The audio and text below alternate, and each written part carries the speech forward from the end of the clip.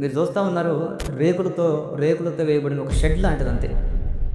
పట్టాలు అంత చుట్టూ కూడా పట్టాలు కట్టుకొని, పైన రేకులేసుకొని, వానొచ్చినప్పుడు ఆ రేకులన్నీ రేకుల పైనుంచి కూడా నీళ్లు పడతా ఉంటే, ఆ స్థలంలో నిలబడి అలాగే ప్రార్థన చేసినటువంటి పరిస్థితి.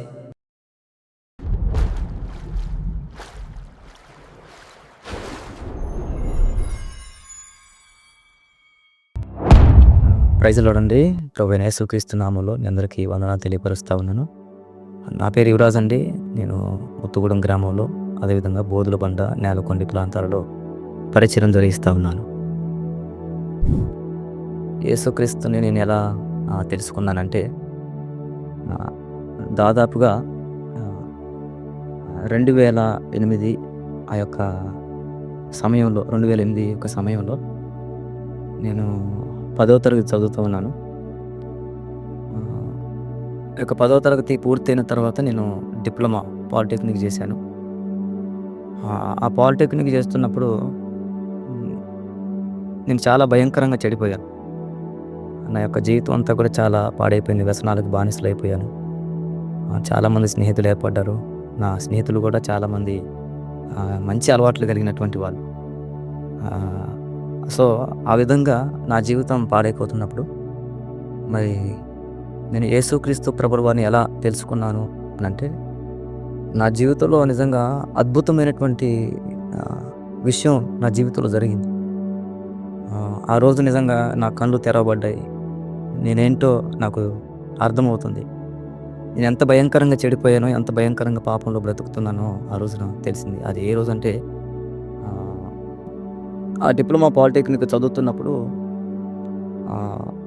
అక్కడ ఉన్నటువంటి నా స్నేహితులు, అదేవిధంగా ఫ్రెండ్స్ సర్కిల్ ఏదైతే ఉందో వారందరూ చేస్తున్నట్లుగా నేను కూడా స్టూడెంట్స్ని ర్యాగింగ్ చేయడం, డ్రింక్ చేయడం, అట్లా భయంకరమైనటువంటి పరిస్థితి. ఒక రోజున ఇది ఇలా చదువుతున్నప్పుడు డిప్లొమా పాలిటెక్నిక్ 3వ సంవత్సరంలో మాకు ఒక సంవత్సరం ట్రైనింగ్ పీరియడ్ ఉంటుంది. ఆ సంవత్సరంలో నా స్నేహితుడు నేను సినిమాకి వెళ్ళొస్తున్నప్పుడు ఆ రోజున జరిగినటువంటి అద్భుతమైనటువంటి సంఘటన అనమాట. ఆ రోజున సినిమాకి వెళ్ళాం కానీ ఆ సినిమా థియేటర్లో కూర్చున్నటువంటి నేను ఏదో తెలియనటువంటి బాధ, ఏదో తెలియనటువంటి దుఃఖం, ఒక భయంకరమైనటువంటి తలనొప్పి, అక్కడ కూర్చోలేనటువంటి పరిస్థితి కనబడతా ఉంది. సో, ఆ రోజున నేను నా స్నేహితుడితో చెప్పాను, నేను ఇక్కడ ఉండలేకపోతున్నాను, మనం వెళ్ళిపోదాం పదా అని చెప్పినప్పుడు, మేము ఆ సమయాన ఎప్పుడైతే బయటకు వచ్చామో వెంటనే బయటికి రాగానే ఒక స్వరం వినపడతా ఉంది నాతోటి. ఆకాశం నుంచి ఒక స్వరం ఎవరో నాతో మాట్లాడుతున్నట్లు, నన్ను పిలుస్తున్నట్టు వినపడతా ఉంది. నా కుమారుడా అని నన్ను పిలుస్తూ ఉన్నాడు. చూశాను, ఎవరో కనబడలేదు నాకు. అలా వింటూ ఉన్నాను. మరలా పిలుస్తూ ఉన్న స్వరం వినపడతా ఉంది, నా కుమారుడా, నా కుమారుడు. నేను అలాగే ఆలకిస్తూ ఉన్నప్పుడు అప్పుడు ఒక మాట నాతో పలికాడు ఆయన. నన్నెందుకు నువ్వు గాయపరుస్తున్నావు, నా గాయాలు నువ్వు ఎందుకు రేపుతున్నావు అనేటువంటి ఒక మాట వినపడినప్పుడు, నా ప్రియమైన సహోదరుల, నిజంగా ఎంత భయంకరమైనటువంటి వేదన అంటే, నేను గాయపరచడం ఏంటి, నేను దుఃఖపరచడం ఏంటి, నేను గాయాలను రేపడం ఏంటి అని నేను మనసులో మాట్లాడుతూ ఉన్నాను. మాట్లాడుతున్నప్పుడు మరలా ఆయన మాట్లాడుతూ ఏమన్నాడంటే, నువ్వు చేసేటువంటి పాపమును బట్టి, నువ్వు చేసేటువంటి ఈ పాపాలను బట్టి నా గాయాలు రేపబడతా ఉన్నాయి. మరలా నువ్వు నా గాయాలను రేపుతా ఉన్నావు. అందువల్ల నాకు బాధ కలుగుతూ ఉంది అని మాట్లాడుతున్నప్పుడు, నా ప్రియమైన సహోదరులరా, నేను నిజంగా నాకు తెలియకుండానే ఆ మాటలు వింటున్నప్పుడు నా కళ్ళలోంచి కన్నీళ్ళు రావడం జరిగింది. మరి ఏడ్చుకుంటూ ఇంటికి వెళ్ళిపోయిన తర్వాత, అంటే అప్పటికీ కూడా నేను మందిరానికి వెళుతున్నాను, ప్రార్థనకు వెళుతున్నాను. అంటే భక్తి కలిగినటువంటి వాళ్ళని నటిస్తూ, భక్తిలో ఉన్న శక్తిని ఆశ్రయించినటువంటి వాడిగా బ్రతుకుతూ, పైకి మాత్రం భక్తిపరుడే కానీ లోపల మాత్రం చెడిపోయినటువంటి ఆలోచనలు, చెడిపోయినటువంటి తలంపులు, అపవిత్రమైనటువంటి జీవితం కనబడతా ఉంది. సో, ఆ రోజున ఎప్పుడైతే దేవుడు నాతో మాట్లాడాడో, నన్ను దర్శించాడో, నిజంగా ఇంటికి వెళ్ళిన తర్వాత నేను బైబిల్ తెరిచి చూస్తే హెబ్రీయులకు రాసినటువంటి పత్రిక ద్వారా దేవుడు నాతో మాట్లాడాడు.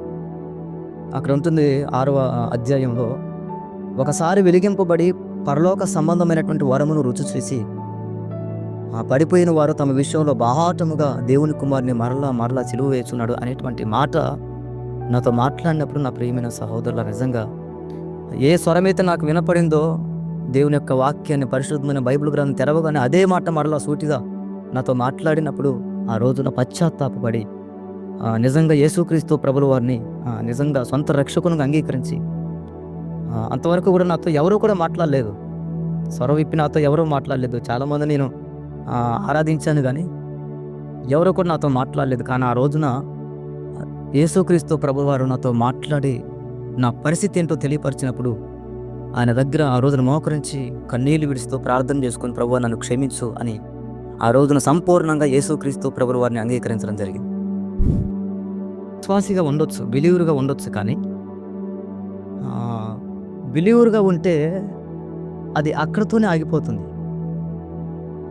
నేను ఎలాగైతే చెడిపోయానో, యవన స్థితిలో ఉన్నప్పుడు నేను ఎలాగైతే చెడిపోయానో, ఎలాగైతే పాడైపోయానో, నాలాంటి యవనస్తులు ఎంతోమంది పాడైపోతున్నటువంటి పరిస్థితుల్లో ఉన్నారు.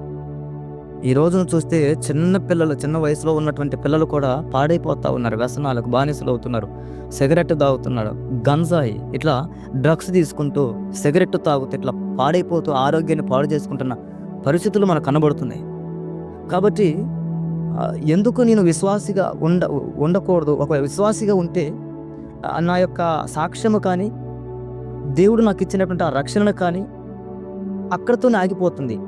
అయితే ఆ రోజు నాకు కలిగినటువంటి ఆలోచన ఏంటంటే, నేను ఎలాగైతే పాడైపోతున్నానో అలా నేను పాడైపోయినట్లుగా నా వయసులో ఉన్నటువంటి పిల్లలు పాడైపోకూడదు. వారు కూడా రక్షణలోకి రావాలి, వారు కూడా ఒక మంచి మార్గాన్ని తెలుసుకోవాలి, వారి జీవితాన్ని కూడా వారు మార్చుకోవాలి అనేటువంటి ఆలోచనతో నా ప్రియమైన సహోదరు నిజంగా ఆ రోజు నుంచి యవనస్తులకు, యవన పిల్లలు, పాడైపోతున్నటువంటి ప్రజలకు, పాడైపోతున్న యవన బిడ్డలకు నా యొక్క సాక్ష్యం ద్వారా దేవుడు నా పైన చూపించినటువంటి ప్రేమను వారికి తెలియపరచాలని, కొంతమందినైనా ఆ పవిత్రమైన పాపంలో నుంచి విడిపించి పరిశుద్ధతలోకి, పవిత్రతలోకి వారు నడిపించాలనే ఉద్దేశంతో మరి దేవుని యొక్క సేవకు రావడం జరిగింది. మా సొంత గ్రామంలోనే ప్రారంభించాము పరిచర్య. ఎందుకనంటే మా గ్రామంలో ఒకప్పుడు నేను ఒక విగ్రహాన్ని తయారు చేసి దానికి మంచి గుడి కట్టి దాని ముందు ఒక 2 సౌండ్ బాక్సులు పెట్టి రిబ్బన్స్ కట్టుకొని, కాళ్ళకి తల్లకి రిబ్బన్స్ కట్టుకొని దాని ముందు డ్యాన్సులు వేస్తూ ఉండేవాడు.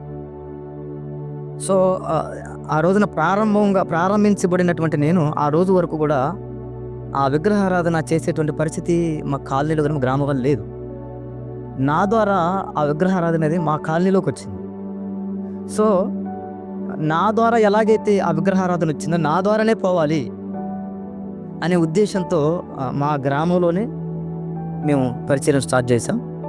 తర్వాత దేవుడు కొన్ని ప్రాంతాలు చూపించినప్పుడు ఆ ప్రాంతాలకు మేము వెళ్ళి సువార్త చేస్తూ ఉన్నాం. దాదాపుగా నేలకొండపల్లి, అదేవిధంగా బోధులబంద, అదేవిధంగా తిమ్మక్కపేట, ఇట్లా ఖమ్మం పరిసర ప్రాంతాల్లో మేము పరిచర్యకు వెళుతూ కొనసాగిస్తూ ఉన్నాం. చాలామంది అంటారు దశంభాగాల కోసమని, కానుకల కోసమని వీరు ఈ రంగాన్ని ఎంచుకున్నారు అనేటువంటి మాటలు వినబడుతున్నాయి. కానీ ఒకవేళ నిజంగా దశంభాగాలే అడిగితే, కానుకలే తీసుకుంటే ఈ రోజున ఈ మందిరం ఒక పెద్ద మేడలాగా ఉండేది. చాలా అద్భుతంగా ఉండేది మేడ. మీరు చూస్తూ ఉన్నారు, రేకులతో వేయబడిన ఒక షెడ్ లాంటిది అంతే. పట్టాలు అంత చుట్టూ కూడా పట్టాలు కట్టుకొని పైన రేకులు వేసుకొని, వాన వచ్చినప్పుడు ఆ రేకుల పైనుంచి కూడా నీళ్లు పడతా ఉంటే ఆ స్థలంలో నిలబడి అలాగే ప్రార్థన చేసినటువంటి పరిస్థితి. అదే దశంభాగాలు అడిగినట్లయితే, కానుకలు అడిగినట్లయితే ఈ రోజున ఈ మందిరం ఇలా ఉండేది కాదు. చాలా అద్భుతంగా ఉండేది. ఎందుకు ఈ మాట చెప్తున్నంటే, నిజంగా ఈ రోజున దేవుని యొక్క సేవకు పిలువబడిన దగ్గర నుంచి ఈ రోజు వరకు మందిరంలో ఎక్కడైనా కూడా కానుకలు అడగటం కానీ, దశంభాగాల గురించినటువంటి వాక్యం చెప్పడం కూడా ఈరోజు వరకు నాకు తెలియదు.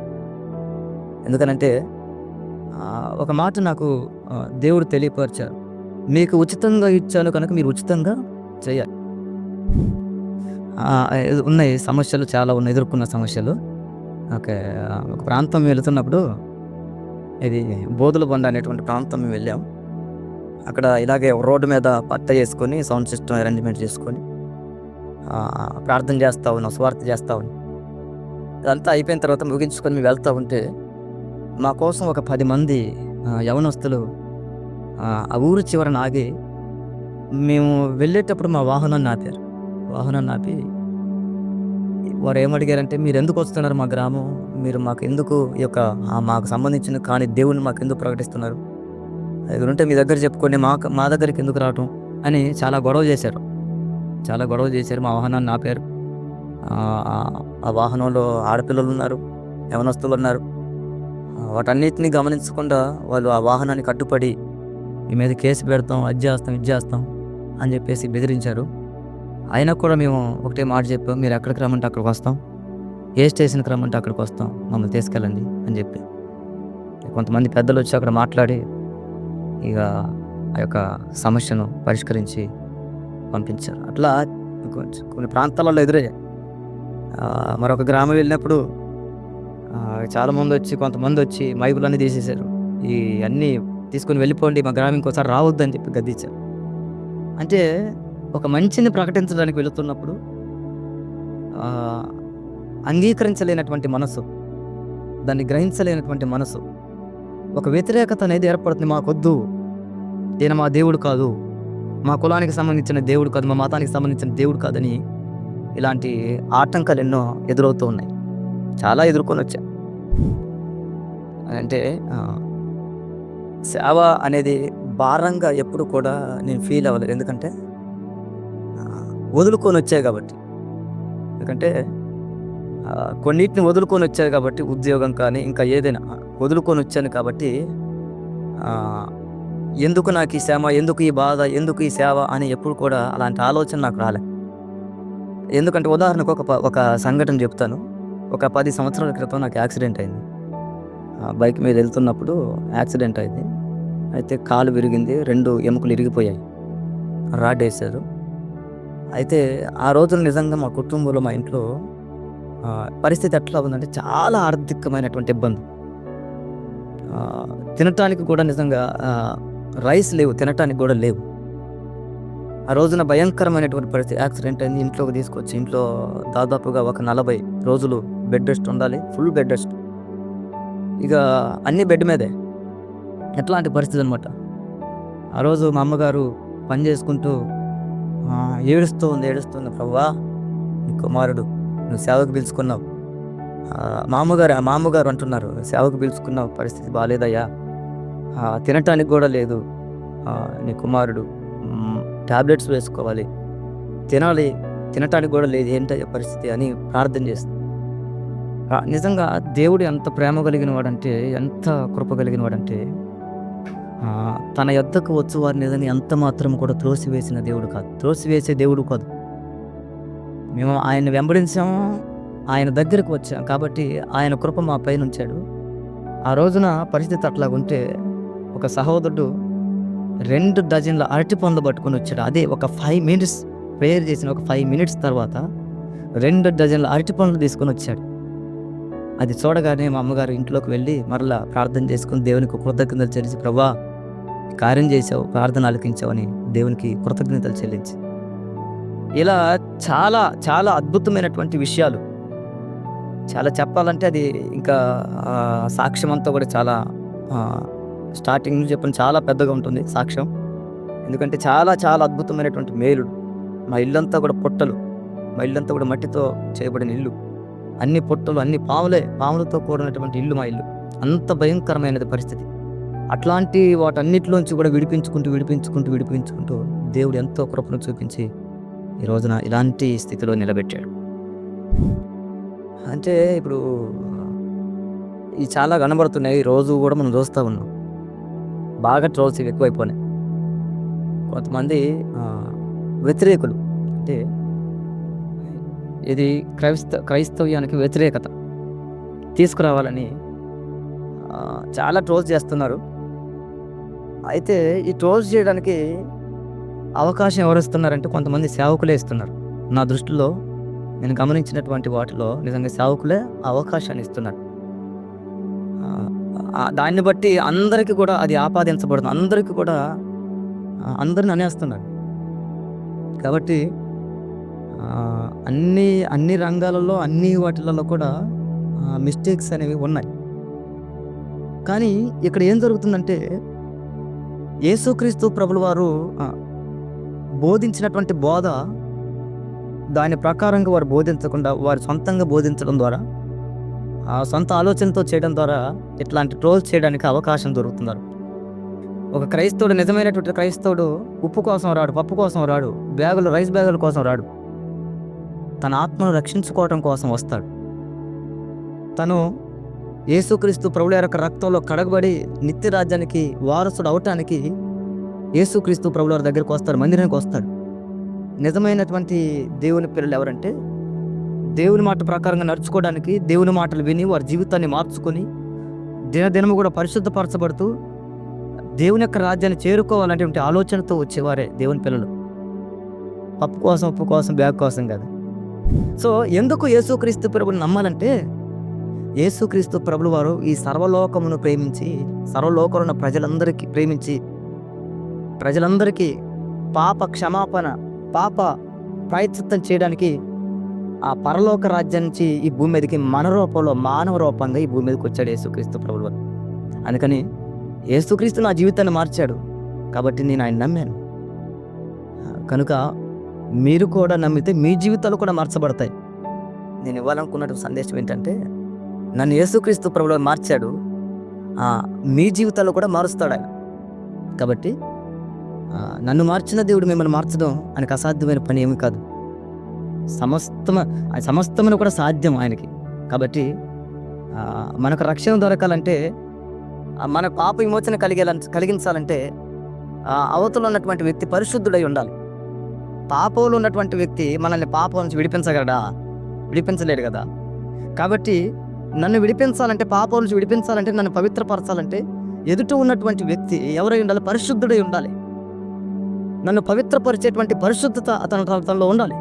కాబట్టి యేసుక్రీస్తు ప్రభుల వారిని నాకు ఏ పాపం కనబడలేదు కాబట్టి ఆయన నేను విశ్వసించాను, ఆయన రక్తంలో కడగబడ్డాను, ఆయన నన్ను పరిశుద్ధుడిగా మార్చాడు.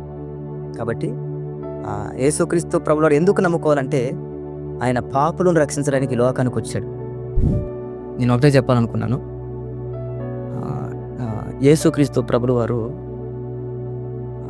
2020 సంవత్సరాల క్రితం ఈ లోకానికి వచ్చి సర్వలోకంలో ఉన్న ప్రజల కొరకు రక్తాన్ని కార్చాడు ఆయన. నా జీవితాన్ని, యవన కాలంలో ఉన్నటువంటి నా జీవితాన్ని ఎలాగైతే నా జీవితాన్ని మార్చాడో, పాపం నుంచి విడిపించి, అపవిత్రతలో విడిపించి, పాడైపోయినటువంటి ఆలోచనల నుంచి విడిపించి, పాడైపోయిన తలంపుల నుంచి విడిపించి, నిజంగా ఆరోగ్యం పాడవకుండా, జీవితం పాడవకుండా దేవుడు యేసుక్రీస్తు ప్రభుల వారు ఆ రోజు నాతో మాట్లాడి నన్ను పిలిచి నా జీవితాన్ని బాగు చేశాడు, నా కుటుంబాన్ని బాగు చేశాడు. మా నాన్నగారు భయంకరమైన త్రాగుబోతు, మా నాన్నగారి జీవితాన్ని బాగు చేశాడు. సో ప్రియ యవనస్తులారా, స్నేహితులారా, మీ అందరికీ చేతులు జోడించి చెప్తున్నాను, వ్యసనాలకు బానిసలై, సిగరెట్కు బానిసలై, డ్రగ్స్కి బానిసలై మీ జీవితాలు పాడు చేసుకోకండి. యేసుక్రీస్తు ప్రభుల వారు త్వరగా ఈ లోకానికి, ఈ భూమి మీదకి రాబోతున్నాడు. కనుక జీవితం ఉన్నప్పుడే, అవకాశం ఉన్నప్పుడే, సమయం ఉన్నప్పుడే మన జీవితాన్ని మార్చుకోవడానికి, మన బ్రతుకుని మార్చుకోవడానికి దేవుడు మన జీవితంలో అవకాశం ఇస్తూ వస్తున్నాడు. కాబట్టి మీ జీవితాన్ని పాడు చేసుకోకుండా ఇదిగో యేసుక్రీస్తు ప్రభువు దగ్గరికి రండి. ఆయన దగ్గరికి రండి. ఆయన మీకు సహాయం చేస్తాడు. మీరు ఎలా నడవాలో, ఎలా ప్రవర్తించాలో, ఎలా మాట్లాడాలో, ఎలా జీవితాన్ని మార్చుకోవాలో, ఎలా వెళితే మీ యొక్క జీవితం బాగుంటుందో అనేకమైనటువంటి విషయాలు ఆయన తెలియపరుస్తాడు. కాబట్టి మీ జీవితాలు పాడు చేసుకోకుండా, పాపానికి దగ్గర అవ్వకుండా ఇదిగో ఆయన దగ్గరకు రండి. అప్పుడు ఆయన మీ వద్దకు వస్తాడు. దేవుని సమాధానం, దేవుని కృపను మీకు తోడుగా ఉంచుతాడు. కాబట్టి సమయాన్ని పోగొట్టుకోవద్దు, మీ జీవితాన్ని పాడు చేసుకోవద్దు. Praise lord.